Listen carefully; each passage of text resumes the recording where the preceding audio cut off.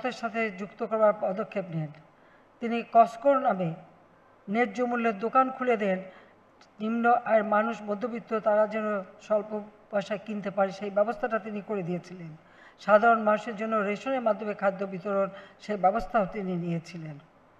তিনি যখন ক্ষমতা নেন সেই ৭২ সালে, তখন আমাদের মাথাপিছু আয় কত ছিল? মাত্র ৯৪ মার্কিন ডলার। এই ৩ বছর ৭ মাসের মধ্যেই তিনি ২৭৭ মার্কিন ডলারে উন্নীত করেছিলেন, যেটা খুব ভাবলে অবাক লাগে যে সীমিত সম্পদ দিয়ে এরকম একটা বিধ্বস্ত বাংলাদেশ গড়ে তুলে এভাবে মানুষের ক্রয় ক্ষমতা বৃদ্ধি করা, এটা আমার মনে হয় আর কোনো সরকারের পক্ষে সম্ভব হয়নি। তিনি এটা করে দিয়ে গেছিলেন। আমাদের প্রবৃদ্ধি সেই একবারই ৯% অর্জন হয়েছিল এবং দেশকে খাদ্যে স্বয়ংসম্পূর্ণ করবার জন্য তিনি যেমন একদিকে গবেষণার উপর জোর দেন, অপরদিকে উৎপাদন বৃদ্ধি, সবুজ বিপ্লবের ডাক দেন। দুর্ভাগ্যের বিষয় হলো ৭৫-এর পর যারা ক্ষমতা এসেছে, আপনারা যদি একটু হিসাব নিয়ে দেখেন যে মাথাপিছু আয় কিন্তু কমে গিয়েছিল, বাড়েনি, বরং হ্রাস পেয়েছিল। সেই সাথে সাথে বাংলাদেশটা একটা স্থবির হয়ে গিয়েছিল। হ্যাঁ, ব্যবসা বাণিজ্য মানুষ করত, কিন্তু ঠিক সেরকম সুযোগ কতটুকু ছিল? বেসরকারি খাতকে যে সুযোগটা দেওয়ার কথা সেটা কিন্তু তখনও পায়নি। কারণ যে সমস্ত শিল্প কলকারখানা জাতীয়করণ করেছেন, যার মালিকরা বাংলাদেশের থেকে গিয়েছিল, তাদের এবং এই সমস্ত শিল্প কলকারখানা বেসরকারি খাতেও হস্তান্তর করা যায় সেই নীতিমালাটাও কিন্তু জাতির পিতা বঙ্গবন্ধু শেখ মুজিব করে দিয়ে যান, যেটা পরবর্তীতে কিছুটা কার্যকর হয় কিন্তু সম্পূর্ণভাবে হয় না। ৯৬ সালে যখন আমি সরকার গঠন করি, আমরা সরকার গঠন করার আগে থেকে আমাদের কতগুলি পদক্ষেপ ছিল যে আমাদের অর্থনৈতিক নীতিমালা কী হবে, আমরা কিভাবে যদি ক্ষমতা যাই রাষ্ট্র পরিচালনা কী করব, আমরা সেটা প্রস্তুতি ছিলাম।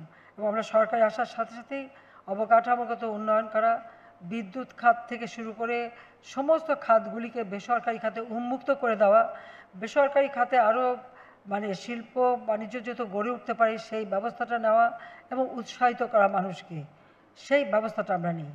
ডিজিটাল বাংলাদেশ আজকে আমরা করেছি, তখন কেউ কম্পিউটার ব্যবহারই করতো না। টেলিফোন ছিল সব অ্যানালগ, কোনো ডিজিটাল টেলিফোনই ছিল না। ল্যান্ড ফোন ছিল, তাও আবার অ্যানালগ। আমরা সেই সময় ডিজিটাল টেলিফোন সিস্টেম করে দিই এবং বেসরকারি খাতে এই মোবাইল ফোন যাতে উন্মুক্ত হয় তার ব্যবস্থা করে দিই। প্রথম চোটে এই 3টা কোম্পানিকে আমরা দিয়ে দিই। আজকে যে টেলিভিশন, এতগুলি টেলিভিশন, বিভিন্ন ব্যবসা বাণিজ্য সব কিছু আমরা কিন্তু টেলিভিশন, রেডিও, বিমান, হেলিকপ্টার থেকে শুরু করে শিল্প কলকারখানা, প্রত্যেকটা সেক্টরে বেসরকারি খাত যাতে সুযোগ পায় সেটাকে আমি উন্মুক্ত করে দিয়েছিলাম। ওই সময়টা করতে গেলে একটা অসুবিধা ছিল, অনেকে বাধা দিত, এমনকি আমাদের অনেক জ্ঞানী গুণী অর্থনীতিবিদরাও বাধা দিয়েছে। কিন্তু আমার কথা ছিল যে আমরা যদি বাণিজ্যবশত লক্ষ্মী, আমরা যদি ব্যবসা বাণিজ্যের দ্বার উন্মুক্ত না করি আর নিজের দেশে যদি আমরা শিল্প কারখানা গড়ে না তুলি, তাহলে আমাদের দেশটা এগোবে কীভাবে? পাশাপাশি আমার আরেকটা যুক্তি ছিল যে দেশের ভিতরে মানুষের ক্রয় ক্ষমতা বৃদ্ধি করা। হ্যাঁ, আমরা রপ্তানি করি, আমরা রপ্তানি ট্রফি দিচ্ছি, এটাও ঠিক, কিন্তু সাথে এটাও মাথায় রাখতে হবে যে আমার দেশের মানুষের ক্রয় ক্ষমতা কতটুকু বাড়লো, আমাদের যে উৎপাদিত পণ্য সেটা আমি বাজারজাত শুধু দেশে কেন, বিদেশে কেন, আমার দেশেও যাতে করা যায় সেই ব্যবস্থাটাও আমাদের নিতে হবে। আজকে কিন্তু সেই পরিবর্তনটা এসেছে, এটা নিশ্চয়ই আপনারা স্বীকার করবেন। আপনাদের অনেকেরই পণ্য এখন সে গ্রাম পর্যায় পর্যন্ত চলে যায়, গ্রামেই বিক্রি হচ্ছে অনেক পণ্য। অর্থাৎ গ্রামের মানুষ, আমার প্রত্যেকটা প্রকল্প এবং নীতিমালা এটাই লক্ষ্য ছিল যে আমার নিজের দেশের মানুষের ক্রয় ক্ষমতা যেন বৃদ্ধি পায়, সেদিকে লক্ষ্য রেখে আজকে কিন্তু আমরা কাজ করে যাচ্ছি এবং অর্থনীতি দিক থেকে আমরা সেই সময় যথেষ্ট স্বাবলম্বিতা অর্জন করি। বেসরকারি খাতে বিদ্যুৎ উৎপাদন শুরু করি। বিদ্যুৎ উৎপাদন আমি পেয়েছিলাম ১৬০০ মেগাওয়াট ৯৬ সালে, ৪০ লক্ষ মেট্রিক টন খাদ্য ঘাটতি, রিজার্ভ মাত্র $২৫০ মিলিয়ন মতো ছিল, বলতে গেলে কিছুই না। সেই অবস্থায় যখন আমরা যাত্রা শুরু করি, ব্যাংক, বিমা সব কিছু আমি বেসরকারি খাতে করে দিই। যখন আমরা এটা বেসরকারি খাতে করতে অনেক সংস্থা, অনেক আন্তর্জাতিক সংস্থা, আর বিশেষ করে যে পদ্মা সেতু টাকা যে বন্ধ করেছিল তাদেরই বড়ই ছিল, সে বলতো এগুলি বেসরকারি খাতে দিয়ে কী হবে, আর এত ব্যাংক দিয়ে কি হবে? আপনাদের অর্থনীতি তো এতটুকু অর্থনীতি, তো এতগুলি দিয়ে কি হবে? আমার কথা ছিল আমাদের অর্থনীতি কি সবসময় এতটুকুই থাকবে? এটা কি কখনো বাড়বে না? এটা বাড়ার জন্যই তো আমরা ব্যবস্থা নিচ্ছি, আমরা সেটাই চাই যে সেটা বৃদ্ধি পায়। আমরা 96 সালে যেমন প্রায় 4300 মেগাওয়াট বিদ্যুৎ উৎপাদন শুরু করলাম 1600 থেকে, এবং আরও অনেকগুলি নতুন বিদ্যুৎ কেন্দ্র আমরা মানে সেটা বাস্তবায়ন শুরু করেছিলাম। ঠিক সেইভাবে প্রত্যেকটা খাত যখন উন্মুক্ত করলাম, দুর্ভাগ্য যে 5 বছর ক্ষমতায় ছিলাম, যেটুকু কাজ করে গিয়েছিলাম, যেমন সাক্ষরতার হার 45% থেকে 65.5% বাড়ালাম, দারিদ্র্যের হার কমালাম, খাদ্য ঘাটতি 40 লক্ষ মেট্রিক টন পূর্ণ করে 26 লক্ষ মেট্রিক টন উদ্বৃত্ত খাদ্য 2001 সালে রেখে গিয়েছিলাম। সেইভাবে যখন রেখে গেলাম, পরে 9 বছর পরে সরকার এসে দেখি সেগুলি কিছুই অবশিষ্ট নাই। কারণ 2001 থেকে 2008 পর্যন্ত এদেশের মানুষের উপরে সেই জঙ্গিবাদ, সন্ত্রাস, দুর্নীতি, লুটপাট, হাওয়া ভবন, চাঁদাবাজি এই সব করে করেই এমন একটা অবস্থা ছিল, যার ফলে আবার ইমার্জেন্সি ইত্যাদি ইত্যাদি বিভিন্ন অবস্থা আমাদের অতিক্রম করতে হয়েছে। যাক, জেল, জুলুম, অত্যাচার সবই সহ্য করেছি। এমনকি বিদেশে গেছিলাম, দেশেও আসতে দেবে না, সে বাধাও পেয়েছিলাম। মার্ডার কেসও দিয়েছিল আমার বিরুদ্ধে। যেই আমি শুনেছি মার্ডার কেস দিচ্ছে, আমি সঙ্গে সঙ্গে সিদ্ধান্ত দেশে আসব। যখন আমি আসতে গেছি তখন আমাকে বাধা দেওয়া হলো। সমস্ত এয়ারলাইন্সকে বলা হলো যে আমাকে যদি প্লেনে সিট দেয়, সেই প্লেন ঢাকা এয়ারপোর্টে নামতে পারবে না। আমি বসে থাকিনি, আমি লড়াই করছি বিদেশে বসেই, এবং জোর করে একরকম ফিরে এসেছি, যেমন 81 সালে ফিরে এসেছিলাম। তো আমার কথা এটাই যে দেশের মানুষের আর্থসামাজিক উন্নতি করাটাই হচ্ছে আমাদের লক্ষ্য। আমি যখন 2009 সালে সরকার গঠন করি, তখন আমাদের জিডিপির পরিমাণ কত ছিল? মাত্র 102 বিলিয়ন মার্কিন ডলার। আজকে 15 বছর আমরা দেশ চালিয়েছি। 2013 সালে সেই জিডিপি আমরা 450 বিলিয়ন মার্কিন ডলারে উন্নীত করতে সক্ষম হয়েছি। আমাদের প্রবৃদ্ধি 7.25% আমি উন্নীত করতে সক্ষম হয়েছি। যদিও কোভিডের ঠিক আগে আমরা 8 পয়েন্টে উঠতে সক্ষম হয়েছিলাম, কিন্তু কোভিড-19 অতিমারির কারণে অনেকটা আমরা পিছিয়ে যাই। এটা শুধু আমরা না, সারা বিশ্বব্যাপী অর্থনৈতিক মন্দা দেখা দেয়, যার ফলে আমাদেরও সেই ধাক্কাটা সামলাতে হচ্ছে, এখনও সামলাতে হচ্ছে। কারণ আপনারা ব্যবসা বাণিজ্য করেন, রপ্তানি করেন, আপনারা জানেন অনেক উন্নত দেশ, তাদের মানুষের ক্রয় ক্ষমতা অনেক কমে গেছে। তাদের কিন্তু ক্রয় ক্ষমতা কমে গেছে, চাহিদাও কমে গেছে। যখন কোভিড-19 অতিমারি, এই ধরনের অবস্থা, অনেক দেশ কিন্তু আসলে তাদের রপ্তানি কমিয়ে, এবং তখন তো যোগাযোগও বন্ধ। তারপরেও যেহেতু অনেক দেশের সরকার প্রধান, তাদের সাথে আমার একটা ভালো পরিচয় ছিল, সকলকে অনুরোধ করেছিলাম যে কোনো মতে যেন এগুলি বাতিল না করে বা বন্ধ না করে দেয়। হ্যাঁ, তখন তো যোগাযোগ যেহেতু বন্ধ হয়তো যাবে না, কিন্তু তারপরেও যেন এটা না করে। বিশেষ করে আমরা ব্যবসায়ীদের ব্যবসা বাণিজ্য যাতে চালাতে পারেন, আমরা কিন্তু বিশেষ প্রণোদনা দিয়েছি সকলকে। এই প্রণোদনা শুধু না, মাত্র 4% সুদে ইন্টারেস্টে আমরা সবাইকে ঋণ নেওয়ার সুযোগ করে দিয়েছি। গার্মেন্টস শ্রমিক সহ শ্রমিক শ্রেণী, তাদের মজুরিটা আমরা সরকারের পক্ষ থেকে দিয়ে দিয়েছি। আর বাংলাদেশের বিভিন্ন শ্রেণীর মানুষ, একেবারে রিক্সার পিছনে যারা পেইন্টিং করে, বা আমাদের সংস্কৃতিতে যারা যন্ত্রসঙ্গীত, অথবা যারা সাধারণ খেটে খাওয়া মানুষ, এবং সেই সাথে মসজিদের ইমাম, মুয়াজ্জিন থেকে শুরু করে বেসরকারি শিক্ষক থেকে শুরু করে এমন কোনো শ্রেণী ছিল না বাংলাদেশে যাদের খুঁজে বের করে প্রত্যেককে আমরা নগদ অর্থ সহায়তা দিই। আর তাছাড়া সাধারণ যারা দরিদ্র মানুষ, তাদেরকে আমরা নগদ অর্থ সহায়তা দিই। সেখানে আমার ডিজিটাল ব্যবস্থাটা অত্যন্ত চমৎকারভাবে কাজে লাগে। আমরা মানে G2P, গভর্নমেন্ট টু পাবলিক, একটা টিপ দিলে আমি 50 লক্ষ মানুষের কাছে পৌঁছাতে পারি, তাদের সাহায্য করতে পারি, আর্থিক সহায়তা দিতে পারি। সেখানে আমরা হিসেব নিয়েছিলাম 35 লক্ষ লোক আমাদের কাছে আবেদন করেছিল, আমরা তাদেরকে সাহায্য করেছি। আমরা মুজিব বর্ষ উদযাপন করার সময় সিদ্ধান্ত নিলাম বাংলাদেশে কোনো মানুষ ভূমিহীন থাকবে না, গৃহহীন থাকবে না। এটা আমি আগেই শুরু করেছিলাম, কারণ এটা জাতির পিতা বঙ্গবন্ধু শেখ মুজিব স্বাধীনতার পরপরই শুরু করেন, যে ভূমিহীন মানুষের মাঝে খাস জমি বিতরণ এবং ঘরবাড়ি করে দেওয়া, কিন্তু সম্পূর্ণ তো করে যেতে পারেননি। আমি আসার পরের 96 সালে ব্যারাক হাউস করা শুরু করলাম। পরবর্তীতে যখন নয়ে আসলাম, আমরা এখন সবাইকে 2 কাঠা জমি এবং একটি করে ঘর, 2টি কামরা, একটা স্যানিটারি ল্যাট্রিন, একটা পাকের ঘর, সুপেয় পানি ব্যবস্থা, বিদ্যুৎ সব করে দিচ্ছি।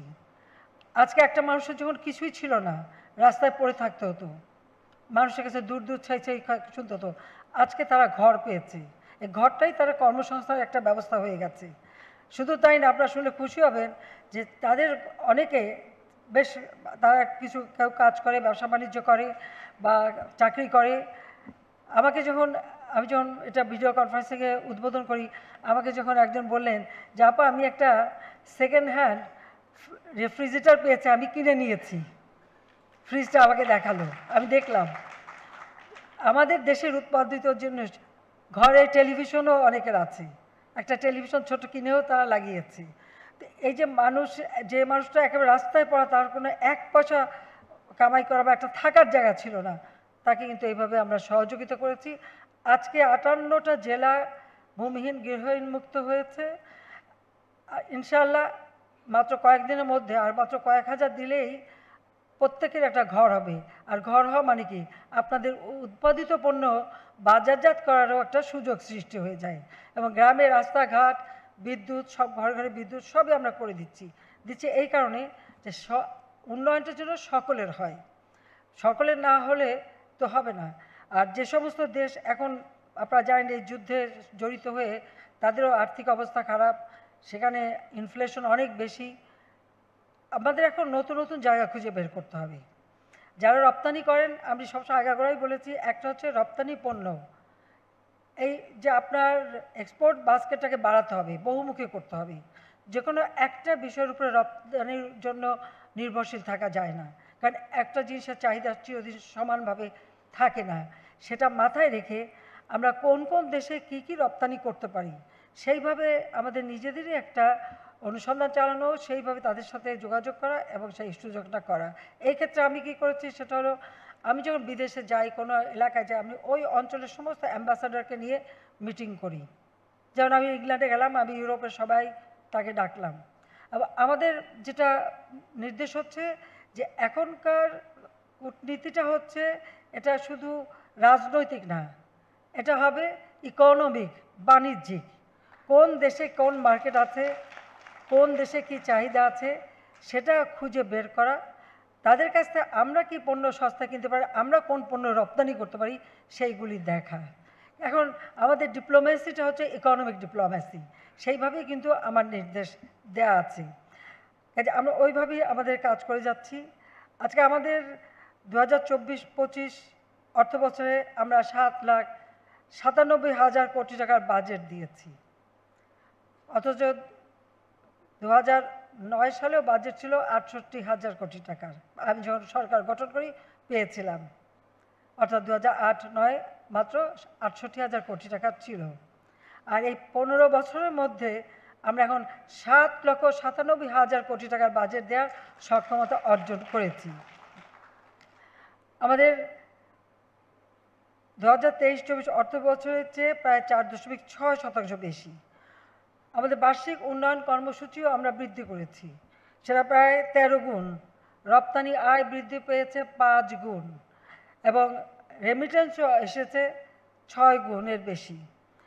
দারিদ্র্যের হার আমরা কমিয়ে এনেছি, যেটা 41.5 ভাগ ছিল, এখন তা 18.6 ভাগ।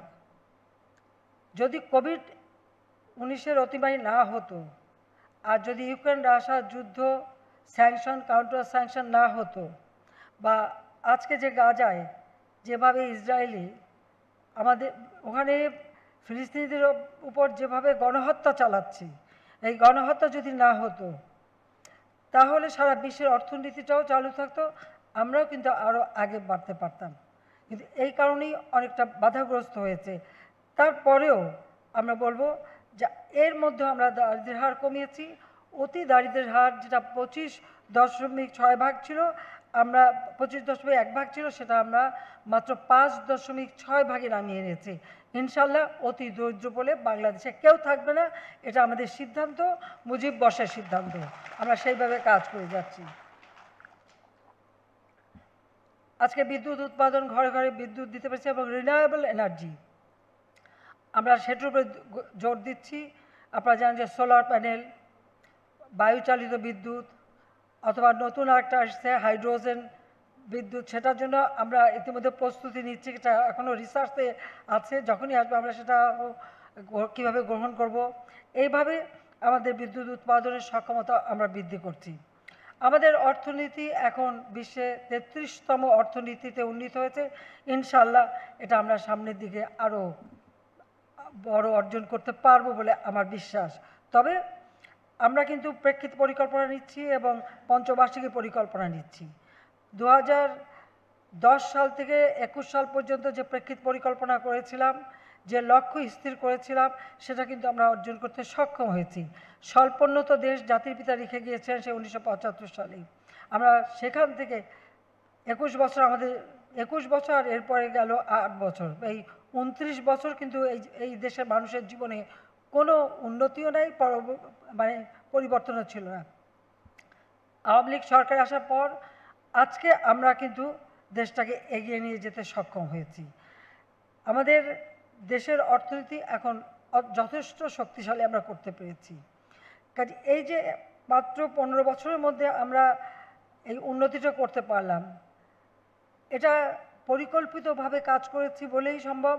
শুধু তাই না, ঠিক 2020 সালে জাতির পিতার জন্মশতবার্ষিকী এবং 21 সালে স্বাধীনতা সুবর্ণ জয়ন্তী যখন আমরা উদযাপন করি, সেই সময় আমরা কিন্তু গ্র্যাজুয়েটেড হলাম। স্বল্পোন্নত দেশ থেকে আমরা উন্নয়নশীল দেশের মর্যাদা পেলাম, যেটা যদিও 24-এ কার্যকর হওয়ার কথা, কিন্তু প্রত্যেকটা উন্নয়নশীল দেশ যারা গ্র্যাজুয়েটেড হয়েছিল তারা 2 বছর করে সময় নিয়েছে, আমরা সময় নিয়েছি। 2026 সাল থেকে আমরা যাত্রা শুরু করব উন্নয়নশীল দেশ হিসেবে। যে কারণে আমরা বিভিন্ন দেশের সাথে আলোচনা করছি, ফ্রি ট্রেড এগ্রিমেন্ট করা থেকে শুরু করে বিভিন্নভাবে ইউরোপীয় ইউনিয়ন থেকে শুরু করে এদের সঙ্গে আলোচনা করছি। পাশাপাশি আমি আপনাদের আরেকটা কথা বলবো, আসলে যুদ্ধে জড়িয়ে পড়ে ইউরোপিয়ান দেশগুলি বলেন, আমেরিকা বলেন, সব জায়গায় কিন্তু তাদের ইনফ্লেশন বেশি, অর্থনীতি কিন্তু খুব চাপের মধ্যে। কিন্তু সেই ক্ষেত্রে আমাদের জন্য নতুন সুযোগ আছে। আমরা মানে মিডল ইস্ট, জিসিসি কান্ট্রি অর্থাৎ gulf country, Africa, south east Asia, east Asian কান্ট্রিগুলি, ইস্ট ইউরোপের কান্ট্রিগুলি, এদের সাথে যত বেশি আমরা আমাদের যোগাযোগ রাখতে পারবো, আমাদের রপ্তানি বহুমুখীকরণ করতে পারবো। এই সুযোগটা আমাদের নিতে হবে। আমরা ইতিমধ্যে কাজ করছি, আমি মাঝে মাঝে প্রতিনিধিও পাঠাই এইসব জায়গায়। তা আমি এটাই আপনাদের বলবো যে আমাদের এই সব দেশের দিকে আরও বেশি আপনারা নজর দেন। কারণ যেসব দেশের দিকে এতদিন আমরা করতাম, তাদের বললাম তো আমি যে তাদের ক্রয় ক্ষমতাও কমে গেছে, দারিদ্র্যের হার বেড়ে গেছে, সেখানকার অবস্থা উপরে বোঝার উপায় নাই, উপরে তারা ফিটফাট, কিন্তু ভিতরে যে কি যারা থাকে তারা জানে। তো সেই জন্য আমাদের নতুন নতুন জায়গা এবং নতুন নতুন পণ্য খুঁজতে হবে। এবং আমরা শুধু ওই যে গার্মেন্টস উপরে নির্ভরশীল থাকবো কেন, আমরা যদি মিডল ইস্ট বা অন্য জায়গায় যাই, পাশাপাশি আরেকটা জিনিস, পণ্য যখন আমরা উৎপাদন করব, তার ডিজাইন, রং বা তার মানে এক একটা সময় কিন্তু এক একটা জিনিসের চল আসে, সেটার সাথে সামঞ্জস্য রেখেই কিন্তু আমাদের এই ফ্যাশন ডিজাইন এগুলিও পরিবর্তন করতে হবে। যার জন্য আপনারা জানেন যে একটা ফ্যাশন ডিজাইন এবং তথ্য প্রযুক্তি একটা ইউনিভার্সিটি যদিও বেসরকারি খাতেই করা হয়েছে, আমরা কিন্তু করে দিয়েছি, এটাও কিন্তু প্রয়োজন। এবং এক্ষেত্রেও গবেষণার প্রয়োজন আছে, কোন দেশে আমাদের বাজার আমরা ঢুকতে পারবো, সেটা আমাদেরও সরকারের পক্ষ থেকে আমরা করব, কিন্তু ব্যবসায়ীদেরও কিন্তু নিজেদের পার্টনার নিজেদের খুঁজে নিতে হবে, সেই দিকেও আপনাদের নিজেদের দৃষ্টি দিতে হবে। সেই সাথে আমরা যা চাই যে আমাদের দেশটাকে আমরা এগিয়ে নিয়ে যাব, নিজেদের উৎপাদন যেমন বাড়াবো, রপ্তানিও বাড়াবো, আবার দেশের মানুষের ক্রয় ক্ষমতা বাড়িয়ে তাদেরকে অর্থনৈতিকভাবে আমরা এগিয়ে যাব। শুধু সীমিত কয়েকটা দেশের মানে পণ্যের উপরে আমরা নির্ভরশীল থাকতে চাই না। এখন বাংলাদেশ ডিজিটাল বাংলাদেশ, আমরা আমাদের ছেলে মেয়েদের কিন্তু কম্পিউটার ট্রেনিং এবং কম্পিউটার সেই সাথে ইনকিউবেশন সেন্টার করে দিয়ে তাদেরকে ট্রেনিং করানো এবং কারিগরি শিক্ষাকে আমরা গুরুত্ব দিচ্ছি, ভোকেশনাল ট্রেনিংকে গুরুত্ব দিচ্ছি। চতুর্থ শিল্প বিপ্লবের সাথে যখন আসবে তখন তার সাথে তাল মিলিয়ে আমাদের জনশক্তি তৈরি করা, এটাও আমাদের জন্য প্রয়োজন। কি সেইভাবে উপযুক্ত জনশক্তি যাতে তৈরি হয় তার জন্য কিন্তু আমরা বিভিন্ন পদক্ষেপ নিয়েছি। আমরা স্টার্ট আপ প্রোগ্রাম করে আমাদের মানে এন্টারপ্রেনারশিপটা যেন আমাদের যুব সমাজ তারা এগিয়ে আসে। আমরা আজকে যখন আমি ট্রফি দিলাম আমার খুব ভালো লাগলো যে অনেক ইয়াং ছেলে মেয়ে আমি দেখলাম যে বাবারা ব্যবসা করে গেছেন কিন্তু তারা ব্যবসাটা ধরে রেখেছে, ট্রফিটা হাতে তুলে নিল। কাজে এই যে হাতে তুলে নিল, এটাই আমি মনে হয় একটা আশার আলো আমি দেখি যে না, বাংলাদেশটা এগিয়ে যাবে এবং বাংলাদেশ এই যুব সমাজরাই এগিয়ে নিয়ে যেতে পারবে। আর সেই যার জন্য আপনারা জানেন কোম্পানি আইন আমরা কিন্তু যে ওয়ান ম্যান কোম্পানি করারও একটা ব্যবস্থা আমরা করে দিয়েছি, সে আইন আমরা করে দিয়েছি। আর সেই সাথে সাথে যারা শুরু করবে তাদেরকে কিভাবে আমরা সহযোগিতা দিতে পারি, সেই স্টার্ট আপ প্রোগ্রামের মাধ্যমে তাদেরকে আমরা দিচ্ছি। এসএমই ফাউন্ডেশনে মেয়েদের জন্য স্পেশাল ব্যবস্থা কিন্তু আমরা করে দিয়েছি। 100টা অর্থনৈতিক অঞ্চল, সেখানে কিন্তু যদি মেয়েরা চায় আলাদাভাবে সেখানে প্লট নিয়ে নিজের ব্যবসা বাণিজ্য করতে পারবে। কারণ আমি চাই সমান্তরালে আমাদের মেয়েরাও এগিয়ে আসুক, তারাও এই ব্যবসা বাণিজ্যে যুক্ত হোক এবং কাজ করুক, সেটাই আমরা চাই। সেভাবেই আমরা দেশটাকে এগিয়ে নিয়ে যেতে পারবো। আমি আর বেশি সময় না নিয়ে এটুকু বলবো যে জাতিপিতা আমাদের স্বাধীনতা দিয়ে গেছেন, এই স্বাধীনতা কখনো ব্যর্থ হতে পারে না। এই স্বাধীনতার সুফল বাংলাদেশের মানুষের ঘরে আমরা পৌঁছে দেব এবং দেশের মানুষের জীবন মান উন্নত করা, এটাই হচ্ছে আমাদের একমাত্র লক্ষ্য। আর সেই প্রতিজ্ঞা নিয়েই দেশে ফিরেছি এবং সেটা নিয়ে আমরা কাজ করে যাচ্ছি। আজকে আমাদের বহু পণ্য বিদেশে কিন্তু অনেক চাহিদা। আফ্রিকান কান্ট্রিগুলিতে আমাদের অনেক, যেমন ওষুধের দাম অনেক বেশি, তারপরে তারা খুব রংচঙে জিনিস পছন্দ করে। আমাদের সিরামিক যত বেশি কালারফুল হবে, রংচং হবে, তাদের কাছে বেশি আকর্ষণীয় হবে। পাশাপাশি আমাদের চামড়াজাত পণ্য, পাটজাত পণ্য, পাটের জুট জিনোম আমরা আবিষ্কার করেছি। এই পাট থেকে বহু ধরনের পণ্য এখন তৈরি হয় এবং সব থেকে বড় কথা, এটা এনভায়রনমেন্ট ফ্রেন্ডলি, এটা পরিবেশ বান্ধব একটি পণ্য। এখান থেকে যে পণ্যগুলি আমরা করব, আজকে যেহেতু পরিবেশ নিয়ে সব থেকে কথা ওঠে, কাজে এই পণ্যটা সব থেকে বেশি বাজারজাত করা সহজ। এবং পাট থেকে কিন্তু সব কী না তৈরি হয়, অনেক কিছুই তৈরি করা যায়, অত ডিটেলস বলতে চাই না, কিন্তু আমরা কিন্তু পারি এবং গবেষণা করে করে সেগুলি করা হচ্ছে। পাশাপাশি আমাদের হস্তশিল্প, মানুষ কিন্তু হস্তশিল্পের দিকে আকর্ষণ বেশি। কাজে হাতে তৈরি জিনিসের একটা আলাদা দাম সব জায়গায় আছে। আমি মাঝে মাঝে যখন গিফট দেই, এভাবে হিসাব করে করে দিই। আমাদের খাদ্য উৎপাদন, বাংলাদেশের মাটি সোনার মাটি, গবেষণা করলে সব কিছু করা যায়। এখন তো স্ট্রবেরিও তৈরি আমরা উৎপাদন করি, আবার টিউলিপও উৎপাদন করা শুরু করেছি। কাজে এত দূর যদি আমরা পারি, তা আমাদের এই সোনার মাটি কেন পড়ে থাকবে? যত বেশি আমরা উৎপাদন বাড়াতে পারবো, আমাদের নিজের চাহিদা মিটিয়ে সেগুলো বাকিটা প্রক্রিয়াজাত করে আমরা বিদেশে রপ্তানি করতে পারি। আর খাদ্য চাহিদা এটা কোনোদিন কমবে না, এটা সবসময় বাড়বে, থাকবেই। কাজে সেদিকে লক্ষ্য রেখে খাদ্য প্রক্রিয়াজাত, কৃষি প্রক্রিয়াজাত পণ্য, হিমায়িত মৎস্য, চিংড়ি সহ অন্যান্য মাছ, তারপরে আম সহ ফলমূল, এখন কিন্তু বহু ধরনের ফলমূল, আমাদের গবেষকরা কিন্তু বসে নেই। বিশেষ করে কৃষিতে আমি বলতে পারি যে গবেষণা একটা বিপ্লব ঘটে গেছে বাংলাদেশে। কাজে বহুমুখী পণ্য উৎপাদন হচ্ছে, সেগুলি কীভাবে প্রক্রিয়াজাত করে বিদেশে রপ্তানি করা যায় সেই ব্যবস্থাটা নেওয়া। আর তাছাড়া সবচেয়ে বড় কথা, এখন ম্যানমেড ফাইবার, এটার চাহিদা বেড়ে গেছে। কাজে এই ম্যানমেড ফাইবারটাও আমরা তৈরি করে তার অ্যাপারেলসগুলি যেগুলি তৈরি করে সেগুলো আমরা রপ্তানি করতে পারি।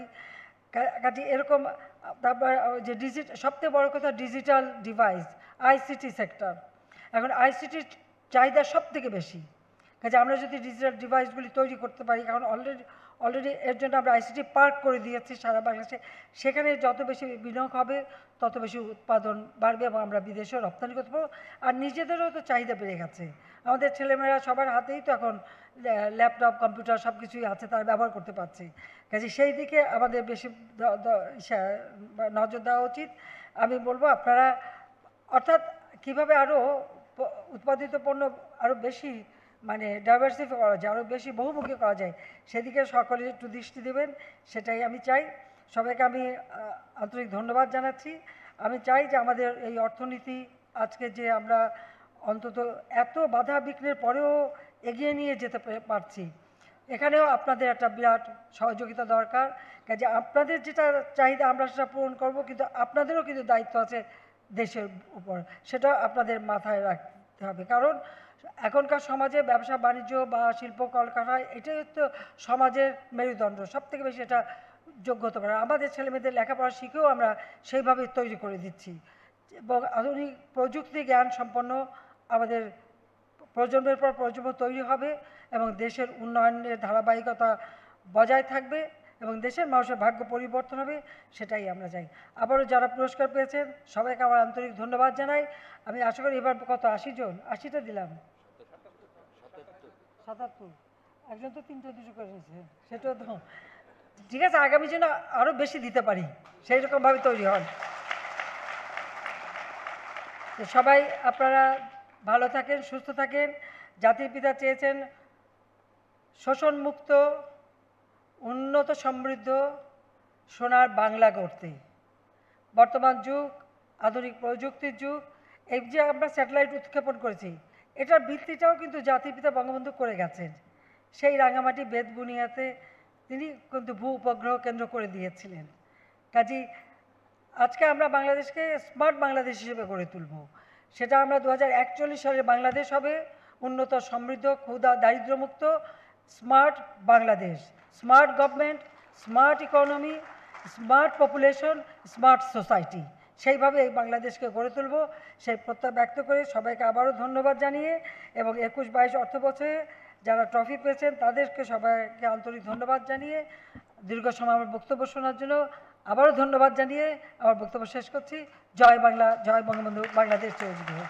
খোদা হাফেজ।